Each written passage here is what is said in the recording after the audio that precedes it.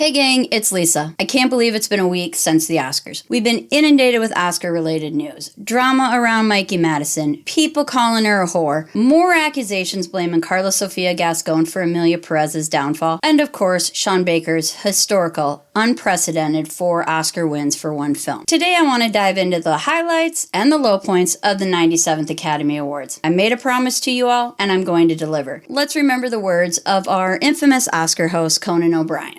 I won't waste time.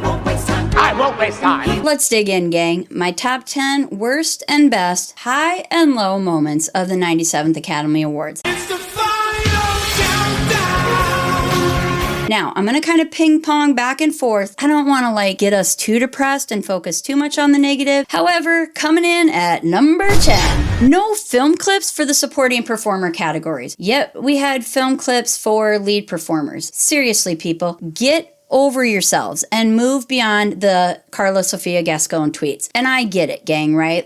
Supposedly the whole reason that they did the film clips for the lead actors and not the supporting actors was because nobody wanted to get up there and say anything nice about Carla Sofia Gascon. Seriously, guys, get over it. I mean, she had some bad tweets in the past. That's not what the Oscars are about. When Emma Stone got up there and introduced the Best Actress category, she didn't have to say nice things about who Carla Sofia Gascon was as a person. Say something about her performance in Amelia Perez. Honestly, let's think about it. Enough Academy voters loved her performance to vote her in. And when the film released, there were enough critics that said good things about her performance. Otherwise, the nominations wouldn't have been there. No one was asking anybody to get up there and be a character reference for Gascon. This is the Academy Awards, right? We're supposed to talk about their performances, which is what they were nominated for and what was voted on. In my opinion, I would rather have film clips highlighting each performer's performance for both supporting and lead, because to me, this would also help the viewers at home. Maybe the people who don't binge watch every movie before the Oscars, give them that one clip that would entice them to want to go watch that film. Think of it as a trailer, like a film trailer, except it's a trailer for the person and not the film. Which would you rather have had at the Academy Awards? 20 seconds of Robert Downey Jr. talking about how great Yuri is and how we will definitely be seeing him in the future, which I agree with, or would you rather have had this? Screaming! Please stop screaming! Please! I think we can all agree that film clips work out much better. Sell the performance. They did it for lead actor, so seriously, just do it for all 4 of the acting categories. It makes the most sense, and it gets people who might be watching at home to want to watch the film. All right, my number 10 high, reintroducing the Fab 5 presenter introduction. The best part, applying it to the below the line categories for cinematography and costume design. It was fabulous. I mean, featuring performers from those films, to me, really created that personal connection to the awards. It was so impactful when you had William Dafoe talking about cinematography for Nosferatu. And to me, it was so heartfelt when the person presenting from the film got to hand the person the award when they won. I think it's great. And I also loved the split screen thing that they did, right? Where they showed the presenter and then they showed the nominee. And then they also showed scenes from the film that illustrated how the categories work, especially when it comes to things like cinematography. I enjoyed this approach so much more than using Fab 5 for the acting categories. These below the line, that's what they call the not top 8 categories, truly to me deserve that kind of recognition and appreciation. I also think that the Fab 5 kind of format highlights the significance of these categories, right? And it showcases what sets these films apart. I think they should continue to do this. I think it's perfect for those lesser known categories maybe sound, visual effects. I don't need another performer like Emma Stone gushing about how talented another performer like Cynthia Erivo is. We get it. All of these performers are talented. They all got skills. But what I want to see is what elevates their talents in this particular film that made them one of 5 people worthy of an Oscar. Let's include a trailer of them showcasing their work, right? That's how we sell films. Let's sell the people. Oh, and can we please bring back Bowen Yang for all events. He's absolutely hilarious on SNL, but his performance at the Oscars was simply priceless. Guys, I thought we were all doing this. Yeah, no, we changed our minds. Well, that would have been helpful to communicate in the group chat, Elle Fanning. You guys, we're presenting for costume design. Yeah, but it would have been so, like, cringe, Owen. Yeah, I was going to say that too. Cringe. Wow. A2 Lithgow. Guess I know who's winning the Oscar tonight for least supportive best friend. Owen, we barely know each other. That's enough, bestie. Another Lithgow bit in there, like, he's fabulous. Oh, and again, massive shout out to Paul Tazewell for making history and becoming the first African-American male ever to win in costume design. Now, coming in at number 9 for my low light, the Shah Hadid number. And for those of you non-Dune fanatics, I'm talking about the Dune sandworm. I'm all for levity and humor within the award show. I think that that's partly what makes people want to watch the Oscars. But to me, this seemed like a little much. And we probably could have used that time for maybe some other type monologue. Okay, the sandworm can play chopsticks. Cool. Then we brought him back to play the harp because we spent a lot of money. I don't get the whole sandworm thing. I mean, sandworm playing an instrument was not on my bingo card. And yes, we do play Oscars bingo at the viewing party. It's a good time, gang. For the number 9 highlight of the evening for me was the way they incorporated the LA firefighters fire rescue, like actually into the ceremony. We've seen it happen before. The Globes, Critics' Choice, everyone does the shout out. But the Academy to me went beyond the usual shout out to the fire and rescue. Beyond just the normal standing ovation, which yes, they did get a standing ovation, but to actually include them on stage to tell jokes that supposedly Conan couldn't tell. I think we can all admit that what those first responders did in LA to combat those wildfires in January was nothing short of miraculous. My whole life, I've been in awe of firefighters. My uncle was a firefighter his entire life, and he retired, oh my gosh, like almost 5 years ago as a fire captain. And I think for me, if you look at like what they risk to keep others safe, it's remarkable. And I guess I'm glad there's people out there who will do that. And the fact that there's people out there like these guys who in front of 19.7 million viewers went out and delivered a joke. Well, our hearts go out to all of those who have lost their homes. And I'm talking about the producers of Joker 2. To play Bob Dylan, Timothée Chalamet learned how to sing. In fact, his singing was so good, he almost lost the part. It's great to be back with Conan. Usually when he calls, he's stuck in a tree. Great use of time by the Academy, so props off to you. As we move into the number 8 low light, and I get it, the Academy can't control that, but we had 2 of the worst speeches, and for 2 totally different reasons. First off, the speech for Best Animated Short Film. They were an underdog in the shadow of the cypress, had a great message about PTSD. Love that the creators made it barely hours to go from Iran. The overt misogyny shown by that dude was ridiculous. I mean, is this art imitating life? A man thinking he can do better than a woman or knows better than a woman? I'm just kidding, guys, but let's be real. He can't. He didn't. Oh, and then Best Original Song. Oh my God, dudes, we get it. You won for song. You can sing. Okay, but you don't have to sing during your speech. And if you're gonna sing, sing something that provides me some value or makes sense. Don't just like sing the name of the film over and over. Emilia. Dudes, get a grip. Only saving grace of that speech, as I told you guys before, was that they did not let Jock Audiard say a word. Oh man, could you guys tell in that clip he was like jonesing. He was like tweaking to say something. I love that they didn't let him. Even though I still can't believe that he gets to go down as an Oscar winner. I mean, whatever. Regardless, I need to move on beyond that. 2 of the better speeches of the night, however, did make my number 8 high list. And that was Kieran Culkin's speech and the directors, well, the one director from No Other Land. They kind of both tell a story of like belief. Culkin's wife didn't believe he would win an Oscar. He said, I will give you 4 when you win an Oscar. Oh, you remember that, honey? You do? Okay. Then I just have this to say to you, Jazz. Love of my life, ye of little faith. I love you. I'm really sorry I did this again. And let's get cracking on those kids. What do you say? Still think that that is hilarious that he called his wife out in front of 19.7 million people. And for No Other Land, it's a belief that within all of us, we could see something good in others. Can't you see that we are intertwined? That my people can be truly safe if Basil's people are truly free? and safe.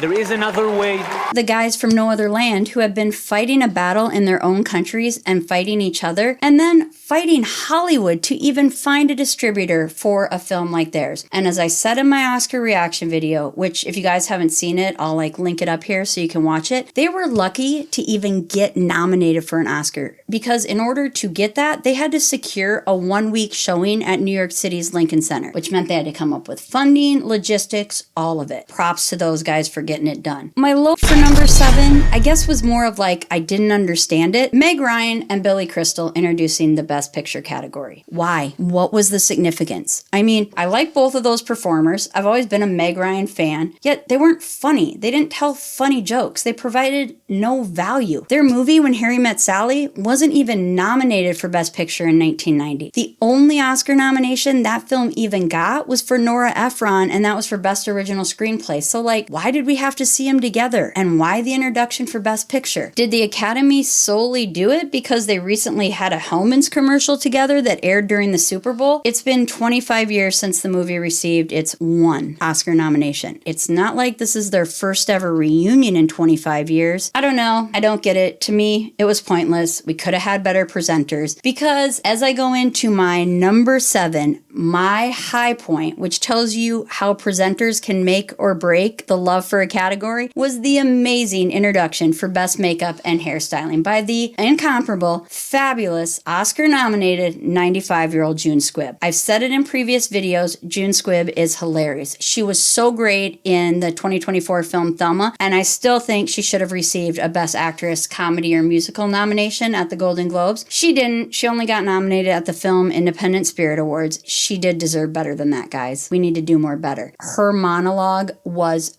beyond hilarious. And I'm actually being played by Bill Skarsgård right now. I mean, half the time you see me in public, it's Bill Skarsgård. The real June Squibb is at home with a book right now. Wait, Bill Skarsgård, you mean the guy from Nosferatu and the clown from it? Yeah, and June Squibb at the Oscars. The big 3. Does this not just truly show you, how funny she can be? And then, let's remember, she's 95 years old. Oh, and for a little bit of knowledge, you might be wondering why these two were introducing together. Well, that's because June Squibb is actually the lead in Scarlett Johansson's directorial debut, Eleanor the Great, which is set to release later this year. There's no specific date yet. Make sure you follow me on X for any updates.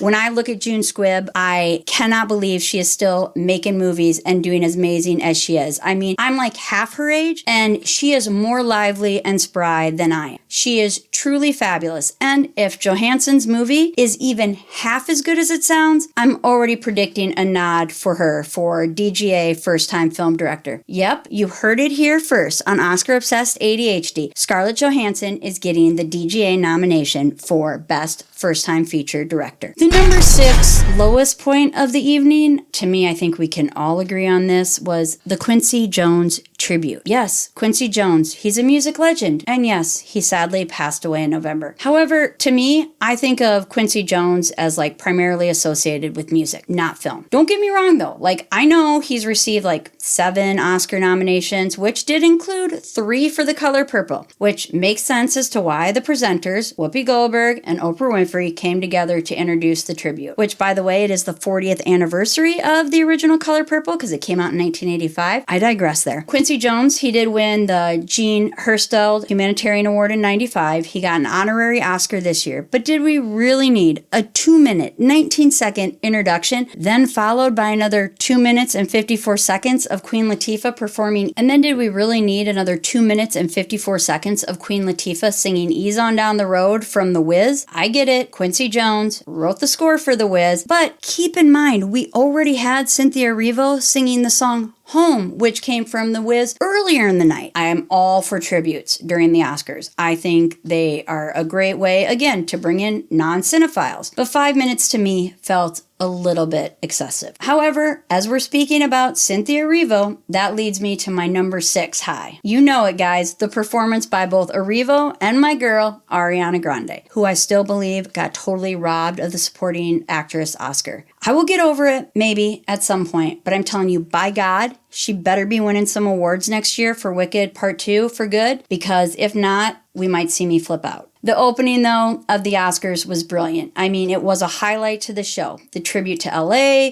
the rainbow leading into Grande singing Somewhere Over the Rainbow. Somewhere over the rainbow,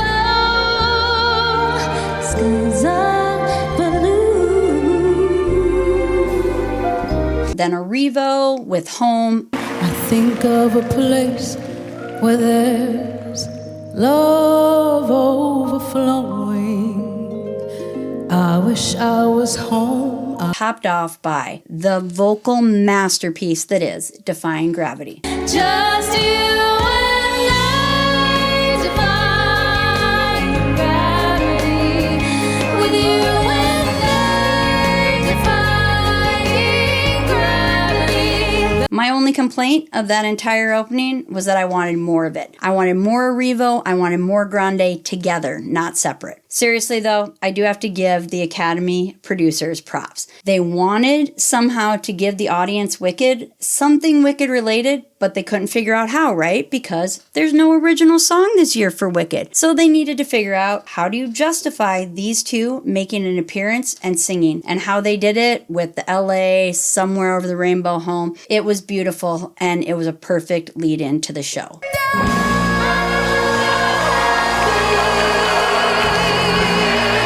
Number 5. The low here had to be Brody's long-winded, Oscar record-breaking, 5-minute, 36-second speech. And by the Academy not cutting away or legitimately letting the orchestra send him off, they basically sent a message to everybody saying that it's okay if you go over if you're in one of the top categories. Like, we don't even care that you're rambling about nothing. I get it. Those top awards maybe should get more time, and maybe that's something the Oscars need to think about, yet not that much more time. I mean, it just came across like he was very conceited. I mean, like he said, Please turn the music off.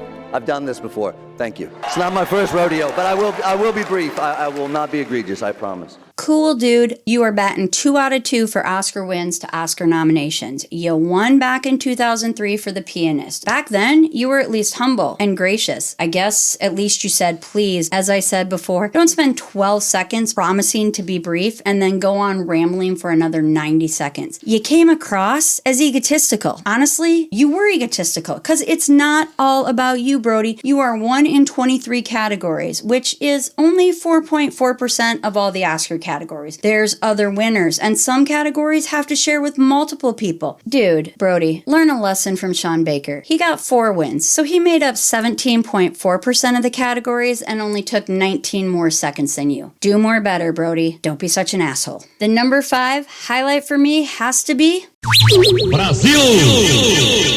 This was a surprise to some, and some may argue that the controversy over Amelia Perez is the real reason why I'm still here, won Best International Feature Film. To that, I say, you did wrong. You are wrong. So sit there and live in your wrongness. I'm Still Here garnered 3 Oscar nominations when many were only expecting it to receive 1. The Academy showed its love for this film and it had zilch, squat to do with the controversy because the Oscar nominations happened before Tweetgate, right? Like, this reporter didn't even release those tweets until after Carla Sofia Gascon got nominated for Best Lead Actress, which does beg the question, why did she wait so long to release it? But that's a whole different issue. I was so happy to see this film win. And not just because I predicted it and it helped my prediction rate, but because of the story it told. I mean, it tells the story of a courageous woman who was fighting back against Brazil's dictatorship after her husband gets taken by the government and then just disappears. And then she's left alone to raise 5 kids while never giving up the fight to find out what actually happened to her husband. You have to remember, this is based on a true story.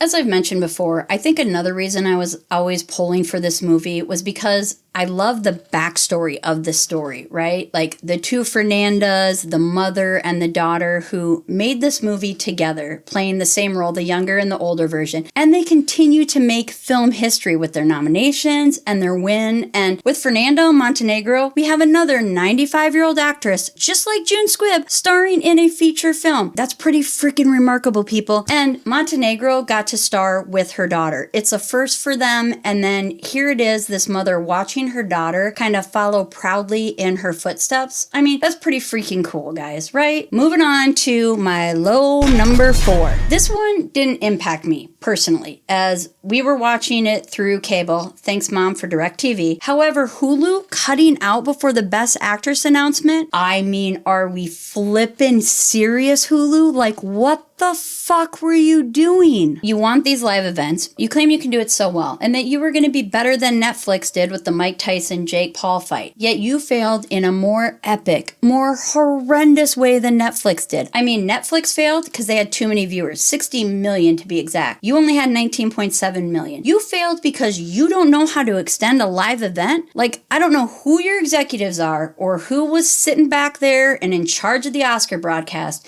yet they obviously don't know squat diddly about the Oscars. And they should probably either resign or be reassigned to a different area. I don't condone firing anyone. Honestly, though, not one Hulu employee could do anything. I mean, how could you not know the Oscars would go long? Are you telling me that there was not like a control booth or something? I mean, I get it. I don't know how it works, but like no one realized that, like, I don't know, at 150 minutes in, 2.5 hours, that there wasn't somebody who's like, I don't think we're going to finish on time. Maybe we should extend it. I mean, basically, Hulu, you are saying that my mother's DVR is smarter than you are, because even her DVR knows to extend live events. And you don't even have to be asked about it. It just does it for you. I'm telling you this, had the Oscars cut out on me and my viewing party, I know for sure I would have lost my shit, and at least half of my viewing party would have lost their shit. And here's the worst part about it, guys. The fact that the replay of the Oscars didn't even come onto Hulu until like 4 a.m. Wow. I'm sure folks were like, okay, cool, man. I've stayed up late. I'm happy that the Oscars started an hour early. Like, that's really cool because, you know, some people do have jobs and have to work Monday morning. And then they dedicated their whole night to watching the biggest night in cinema, only to miss the 2 biggest awards. Best Actress, which we all knew was going to come down between Demi Moore and Mikey Madison. And then they missed Best Picture also. I do not understand, Hulu, how you could screw that up. Like I said to Brody, and I'm going to say it to you, Hulu, do more better. For those of you who watched it on Hulu and then either ended up having to find out about it on X, or if you were a real film junkie, had to sit there and avoid social media altogether until you could watch it yourself, I feel extremely bad for you guys, because my number 4 high was when Madison wins for Best Lead Actress and Honora wins for Best Picture. And I know that might seem weird because you guys know I did not pick them to win any Oscars. Like, I really believed the Oscars, the Academy, was too conservative to vote for a film that focused on a sex worker. I mean, the Honora sweep was so amazing. And I mean, it made Oscar history. Sean Baker with his 4 Oscar wins for one film. Mikey Madison, this young actress, upsetting the order of things by beating Demi Moore, who was the favorite going into it. To me, the real highlight came when Baker, in his first speech, not knowing he was going to be guaranteed anymore, because he didn't know he was going to continue to win after he won for Best Original Screenplay, and then Madison, in her speech, when they thanked, in what my opinion was genuine respect to the sex worker community. I want to thank the sex worker community. They have shared their stories. They have shared their life experience with me over the years. My deepest respect. Thank you. I share this with you. And recognize and honor the sex worker community. I will continue to support and be an ally. All of the incredible people, the women that I've had the privilege of meeting from that community has been one of the highlights of this entire incredible experience. I really hope that Honora's win becomes kind of an eye-opening experience for Americans to maybe re-examine their thoughts on sex work versus trafficking. I am going to be doing a video on like the societal impact of Anora, what I thought of Anora, so make sure to like, subscribe, click the little bell for notifications so you know when I drop that episode. My number 3 low for the evening was not having any type of David Lynch tribute. I get it, not everyone can have a tribute. They should probably have figured out a way. My number 3 low of the evening was not having any type of tribute to David Lynch. I get it, guys. Not everyone who passes away can have a tribute. Yet the Academy should probably figure out like qualifications of what makes someone be eligible to get a tribute. Casual filmgoers, like, they might not know the real impact that Lynch had to cinema, and most people could probably only name like 1 or maybe 2 movies, yet the film world, the Academy, they know his true impact. I mean, here's a guy who is a 4-time Oscar nominee. His first 2 Oscar nominations were in 1981 for the same film, The Elephant Man. He got nominated for Best Director and Best Writing for Adaptive Screenplay. Then in 1987, he gets nominated for Best Director for Blue Velvet. And then 15 years after that, in 2002, he gets nominated for Best Director for Mulholland Drive. I mean, heck, guys, I will be honest with you all. Because, I mean, I feel like we need honesty between us. I never knew the full depth of David Lynch until one of my exes, who was in love with everything David Lynch. I'm pretty sure including David Lynch himself. Probably if I think about it, I definitely ranked behind David Lynch in the order of things that she loved. You know what? I'm okay with that. I mean, seriously, like, she turned me on to Lynch films that I had never heard of and showed me like this deeper level of Lynch's brilliance than I even knew. The dude was a genius. He deserved to me more than just a spot in the In Memoriam, which again, I get it, dudes. Not everybody. The In Memoriam section already gets long and people get forgotten about, and that's gonna happen every year. I don't even know how they keep track of it, right? Like Shannon Doherty got left off the In Memoriam section. Do they have to be part of the Academy to get included in the In Memoriam? I just think that when it comes to David Lynch, we could have found some sort of time. Like, something could have been found to make time for a tribute for David Lynch. I don't know, like, maybe cut Brody off, maybe cut out the, Shah Hadid, the sandworm. Plus, how do you not do some kind of tribute when you had Isabella Rossellini, who was Oscar nominated this year for Best Supporting Actress, despite how I feel about her time in Conclave, and then you have Laura Dern, who has won 1 Oscar out of the 3 times she's been nominated. Those 2 were sitting there together. You had Rossellini wearing a blue velvet dress, which is not a coincidence, guys. Like, that was her tribute to him. I mean, it's Blue Velvet. That was the film in which Dern and Lynch and Rossellini all met. A funny little fact that I read somewhere that Lynch actually said to Rossellini, like, during like the audition, not knowing her lineage, and was like,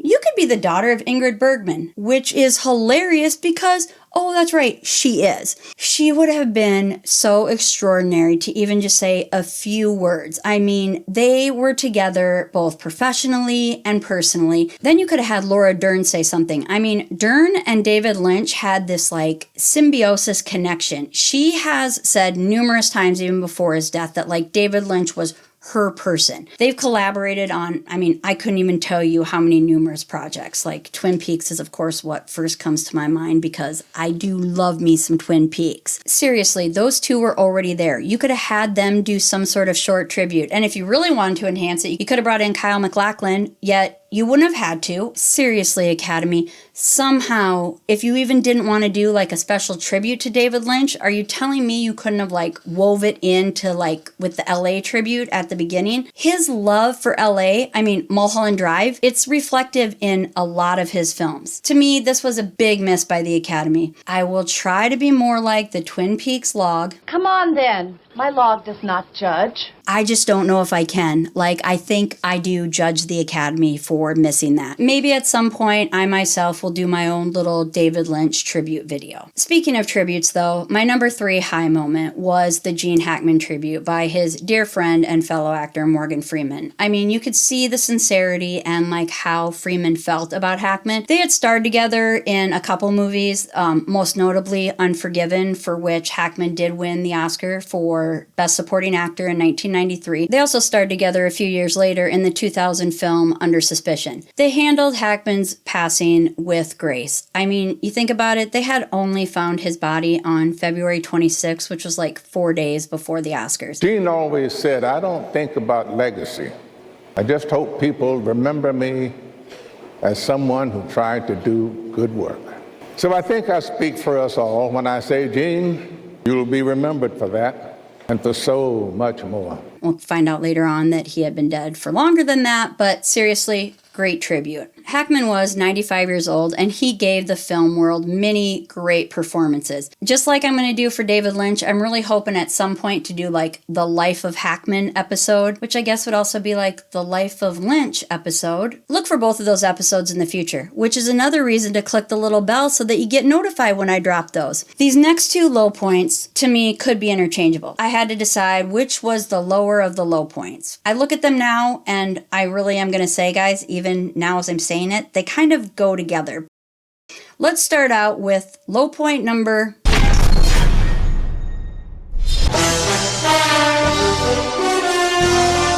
the James Bond tribute. Really, Academy? How many James Bond tributes do we need? Why did we need one this year? What was the point? Again, guys, I'm not stupid. I know that producer Barbara Broccoli was given the Governor's Award this year by the Academy. However, did we really need a tribute because billionaire Bezos bought the Bond franchise from the Broccoli family and that Amazon paid like almost $1 billion simply to take over creative control of Bond?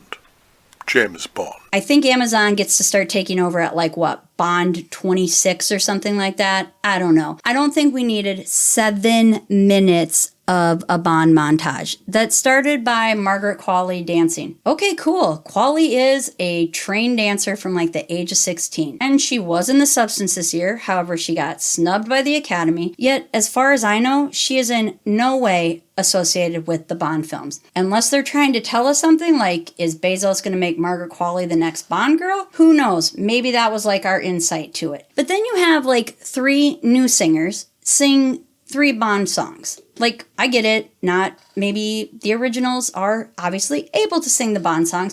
However, if you want to draw in people, you might want to advertise these sorts of things. Like you had Lisa from Blackpink sings Live and Let Die, which, okay, was at least nominated for Best Original Song in 1974. Doja Cat sings Diamonds Are Forever from the 1971 Bond film of the same name, yet that was never Oscar nominated as a song. And then instead of having Adele sing her classic 2013 Oscar-winning Skyfall song, it was sung by Ray. Come on, Academy. We just had a Bond tribute in 2013 for 50 years, and then in 2022 for 60 years. Yeah, this makes 0 sense to me why we had to have another tribute. By the way, guys, I know it doesn't really make sense that 2013 was the 50th and 2022 was the 60th. They gotta get their shit together. So again, do more better, Academy. My number 2 high point of the evening had to be host Conan O'Brien. I thought he was fabulous, and I totally think he should get to make a repeat appearance. His skits were great. They make people laugh. They made me laugh. I've read numerous articles by both critics and fans saying that Conan was the highlight to their Academy viewing. It brings fun. And I think Conan is exactly what we need because people will categorize these sorts of award shows as boring, and he makes it interesting. He makes it funny. Even for people who hadn't seen The Substance, you're going to tell me that that intro of him rooting around in Demi Moore's back trying to find his shoe, it was hilarious. And then he gets up on stage live because, like I said, I don't mind pre-recorded skits, but it was hilarious when then he glances in the audience to Demi and they're like, awkward. I mean, come on, guys. You had to laugh at that. All around, the Academy producers did a fabulous job with the opening, right? I mean, we already talked about Arrivo Grande, and then you have Conan come in with like this just great start to the show. He had some funny jokes, and then to add in the disappointed Lithgow instead of using the orchestra when someone goes over time, which I still believe they should have used on Adrian Brody. Like, they should have just cut away from him and just stared at Lithgow. And like, how pissed off would he have been to find out that like Lithgow got his airtime? Conan Ryan did go on for 18 minutes, and I agree, there were some things that could have been cut out, like maybe not making the wasting time clip quite so long. One area that I enjoyed that I know others out there disagree with me on because they actually have this on their worst of the Academy list, I loved the banter between him and Adam Sandler. Dude, anyone who's ever followed Adam Sandler knows he hates dressing up for award shows. Then you add in that they basically took Nikki Glazer's little monologue joke thing from the Golden Globes and they brought it to a bigger audience. A bigger audience of approximately 9.6 million more viewers, to be precise. Your name sounds like something Adam Sandler would say. You know, Salome.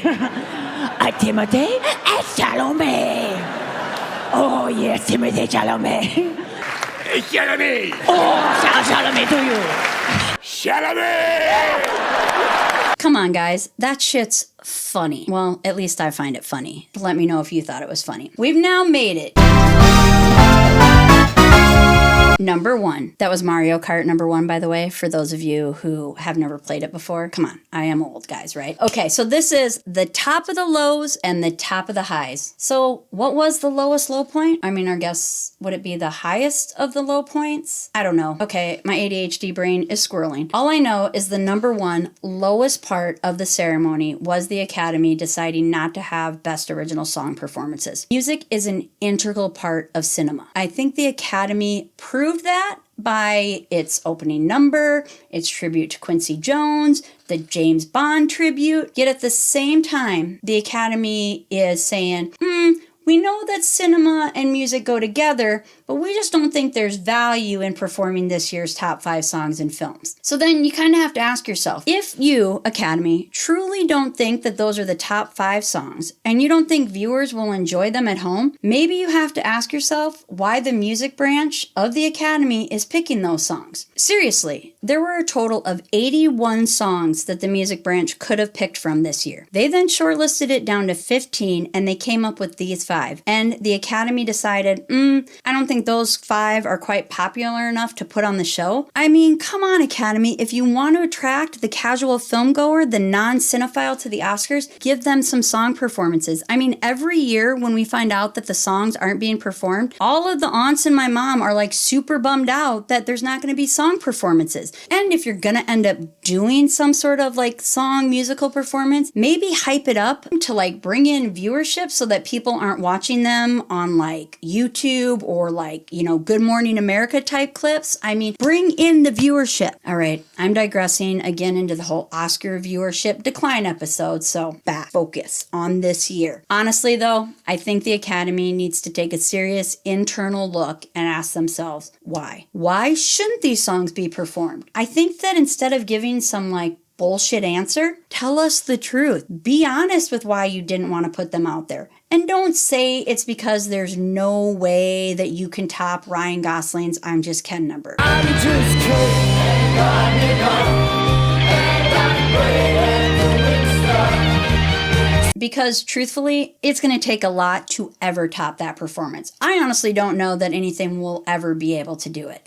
Even with Wicked performing next year. Yes, I'm sure the Academy is banking on the fact that next year Wicked Part 2 actually has 2 original songs, and the Academy is like, oh, well, I'm pretty sure both of those are going to get nominated, and so, next year, I'm sure that we're going to end up seeing Best Original Songs performed at the Oscars. I can almost guarantee it. Yeah, actually, now that I think about it, I'm going to make my first 2026 Oscar prediction. I'm going to make it right now. I'm going to keep a list of everything that I'm predicting for the 2026 Academy Awards. I'm going to keep it on my site, so we'll keep updating it throughout award season, so make sure you check that out. But right now, I think I'm going to reserve 3 of the 5 spots for Best Original Song for the following nominees. Wicked Original Song 1. I don't know the names of the songs yet, so I'll update that as they come. Wicked Original Song 2, and Diane Warren. Yes, poor Diane is going to end up going 9 consecutive years, 17 total years without getting a win. Just like that, I guess I just made a couple 2026 98th Academy Award predictions. Oh, and Academy, don't give me some bullshit answer too, like you're cutting out the Best Original Song performances so you can pay more tribute to the LA firefighters, because I was all for that, and I think that that is a great use of your time. But the LA firefighters thing took 3 minutes. let's be honest, and this is again just my opinion. As I've stated before, I don't think they did the best original song performances because they knew there was no way in HE double hockey sticks that Zoe Saldana or Selena Gomez would have been able to perform either one of their Spanish songs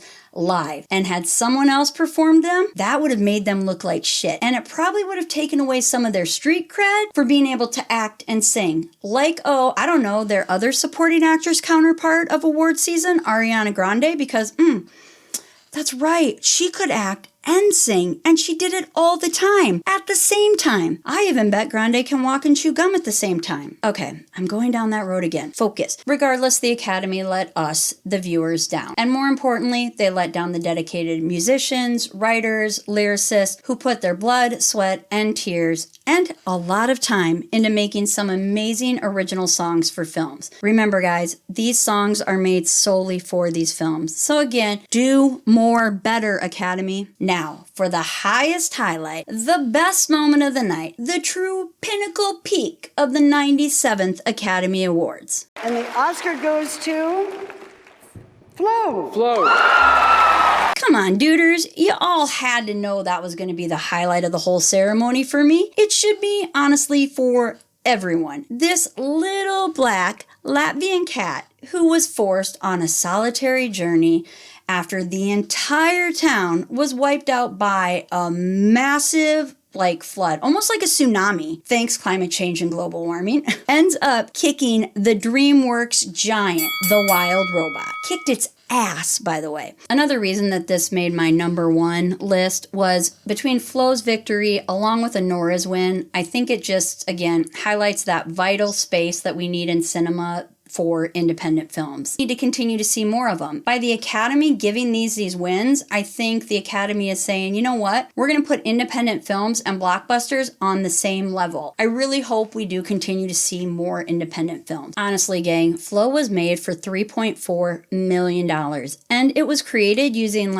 a free open source software, which means anyone can use it, called Blender. That's how they made this film. The win for Flo also was such a historic night for the country of Latvia. I mean, this was the first time that Latvia had ever submitted a film for the Academy Awards, and the thing just blew up. The country of Latvia has gotten behind this little black cat, and the whole thing is just spectacular. Everyone knew that Flo was going to earn a spot for animated feature film. Obviously, people didn't necessarily predict it to win, but the one thing that people didn't expect it to happen, I mean, it was remarkable. It ended up making the short list. But then when it actually got nominated for Best International Feature Film, I mean, if you didn't see my Oscars reaction video, I was so flippin' pumped. I mean, how spectacular is that this dialogue-free animated film was in the same category as Amelia Perez, I'm Still Here, Girl with the Needle, and The Seed of the Sacred Fig. That's pretty flippin' spectacular. This little black cat, who, by the way, was never even named Flo, brought so much joy to viewers throughout all of award season. I mean, it definitely did bring me and my two little cats some joy. Yet, I think what's even more powerful, and to show you how truly important the Oscars are in other countries, because I think maybe in the United States we take it a little bit for granted, these Oscars were on at 2 a.m. Latvian time, so 2 a.m. Monday morning. These people stayed up all night, and then they started watching the Oscars at 2 a.m. And then they continued to celebrate into the daytime. I mean, to them, it was almost like a national holiday. You had thousands of Latvians out there partying on the street when the Flo director and producers returned home, which, by the way, they ended up going and eating In-N-Out Burger that night in their tuxedos, holding on to their Oscars, which is fabulous. But they got this huge celebration. To me, it reminded me of when a team wins for the Super Bowl. That's how Latvia felt about their Flo win. Oh, and then what's even cooler is they took the Golden Globe and the Oscar statue and they've actually put them in the Latvian National Museum of Art. I guess kind of makes sense because the National Film Center of Latvia was one of the film's backers, but they have these on display, right? And people have lined up for hours outside just to get a glimpse of the film's award, which is titled Strom. I believe that's how you say it back in Latvia, which Strom does translate to the English word of stream or flow or tidal current. I guess I'm pretty glad that they didn't end up naming it Stream, because Strom and Stream are probably more closely together, but think about it. Flow, what a great English name. And I can't imagine having called that cat Stream or Tidal Current all season. Latvia also showed some national pride because they released a special stamp commemorating Flow. And they released this, by the way, not after they won the Oscar. It happened days before the Oscar. So like, dude, how much did they believe in that film? Even their president was on X celebrating and posting like near this art installation. Yeah, somebody like built an art installation at the center of their capital, which Latvia's capital is Riga, R-I-G-A. But what they did with it's so cute. They put like Flo's black cat on the A. How adorable is that? This small country of like 1.9 million people have rallied around this film. I think they said at last count, they think like 350,000 people in Latvia have like seen this film. That's some national pride. As Conan said, the ball's in your court, Estonia. So I think it's kind of funny that like Estonia and Latvia are like giving each other shit about who's going to win the next Oscar. To me, I just think it shows the importance of the Oscars and how people can rally together. It continues to be funny to me that they had a black cat in this film, because black cats are actually the least adoptable animals because they're not photogenic. I guess maybe says something about our society that like we have to adopt animals because they might be photogenic more than other animals. Again, I'm sorry, Dak, that's not you, buddy. You're totally photogenic and cute. I know, guys, cats might be assholes, yet they still need their egos boosted every now and again. Especially when they think, like, I might love Flo more than I love them. Really, though, this nameless black cat won over the hearts of people worldwide. They won over the hearts of the Academy voters, which is roughly like 9,600 people. And they're going to continue to win over the hearts in many future years to come. This dialogue-free film will go down in our history books, and to me, will not be easily forgotten. I will probably end up rewatching it every year around Oscars time, with both of my cats together watching it. As always, guys, and you know what's coming up when we talk about Flo, help control the pet population, get your pets spayed and neutered. We do it for Flo, guys. There it is, my top 10 best and worst highs and lows of the 97th Academy Awards. What did you all think of the award show? Do you agree with my highs and lows? I would love to hear about them. Put them in comments, let's talk. As a favor, I'll ask if you're not already subscribed, please make sure to like this video, subscribe, click the little bell for notifications, because the 2026 award season is just getting started. I've already got 3 predictions out there, and I've got many more exciting things to share. I can't wait to start all sorts of conversations with you guys, all of the films, all the categories through my Oscar-obsessed ADHD point of view. Thanks, and until next time.